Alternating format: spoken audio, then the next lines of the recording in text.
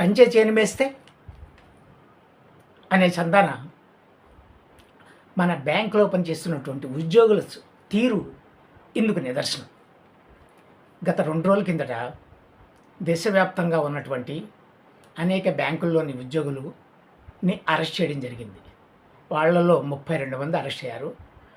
850 cyber నేరాలకు సంబంధించినటువంటి వాటిలో ఈ 32 మంది ఇన్వాల్వ్ అయ్యారు.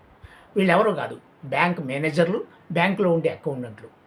ఇందులో ఉన్నటువంటి ఏదైతే కొన్ని ఖాతాలను ఎక్కువ రోజులుగా పనిచేయకుండా ఉందో అటువంటి ఆ ఖాతాలని వాడుకుంటూ తద్వారా వాళ్ళ నెంబర్లని వాళ్ళకి సైబర్ నేరగాళ్ళకి ఇవ్వడం, తద్వారా మన గోప్యత, మన సమాచారాన్ని వాళ్ళకి అందించడం, ఆ రకంగా ఈ బ్యాంక్ అధికారులే దీంట్లో ఇన్వాల్వ్ అయ్యారన్నమాట.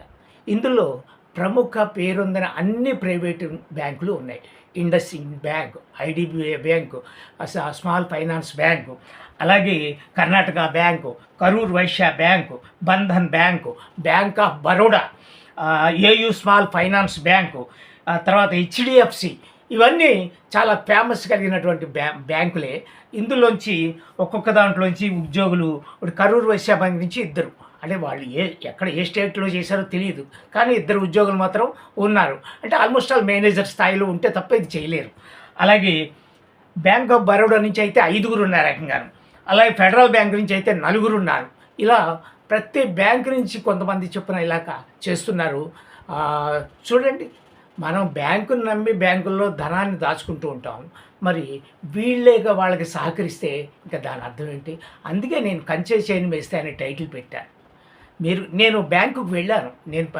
నా అకౌంట్ ఉన్న కరూర్ వైశ్య బ్యాంక్ వెళ్ళాడు. ఏంటి మేడం, మీరు మేనేజర్లు అకౌంటెంట్లు వాళ్ళతో మిలాఖైతే అయితే అంటే నవ్వుతున్నారు. ఆ మేడం నవ్వి, ఇలా ఎవరైనా అడిగారా నేను అడిగినట్టు అంటే, ఎవ్వరూ అడగలేదు సార్ అన్నది అమ్మాయి. కనీసం ప్రశ్నించాలి, ఎవరో ఒకరు ప్రశ్నించాలి. మీకు కూడా ఈ వీటిలో ఎక్కడో ఒకటి అకౌంట్ ఉండే ఉంటుంది కొంతమందికి కంపల్సరీగా. కాకపోతే ఇందులో ఒకటే లేనిది ఏంటంటే ఐసిఐసిఐ బ్యాంక్ది ఒకటి లేదు ఇందులో.